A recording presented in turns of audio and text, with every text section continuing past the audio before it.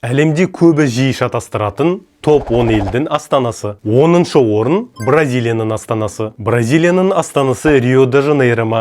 Дұрыс емес. Онда Сан-Паулу шығар.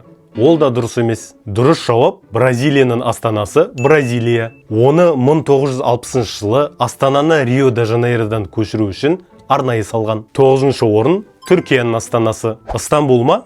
Жоқ. Дұрыс жауап Анкара. 8-ші орын Біріккен Араб Әмірлігінің астанасы. Көпшілігінің ойындағыдай Дубай ма?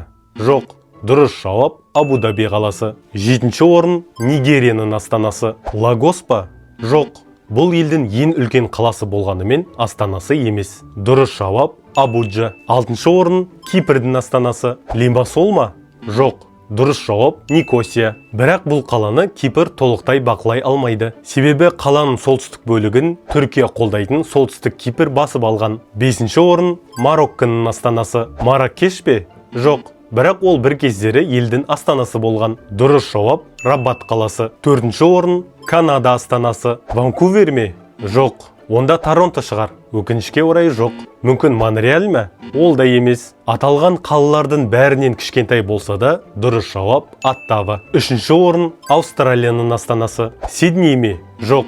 Онда Мельбурн шығар. Бұл да емес. Дұрыс жауап Канберра. Оны Сидней мен Мельбурн арасындағы дауды шешіп, жаңа арнайы астана ретінде салған. 2-ші орын Швейцарияның астанасы. Көпшілік Цюрих дейді. Жоқ. Женева ма? Бұл да емес. Мүмкін Берн шығар. Өкінішке орай жоқ. Шындығында Швейцарияның ресми астанасы жоқ. Бірақ іс жүзінде негізгі үкімет Берн қаласында отырады. Айтпақшы, менің есімім Нұрмұхан. Әлемнің қызықты деректерін білу үшін маған жазылуды ұмытпаңыз. 1-ші орын Оңтүстік Африканың астанасы. Кейптаун ба? Жоқ. Йоханнесбург пе? Мүлде дұрыс емес. Притория немесе Блумфонтейн бе? Жоқ. Түсінікті. Олардың астанасы жоқ қой. Бұл нұсқада қате.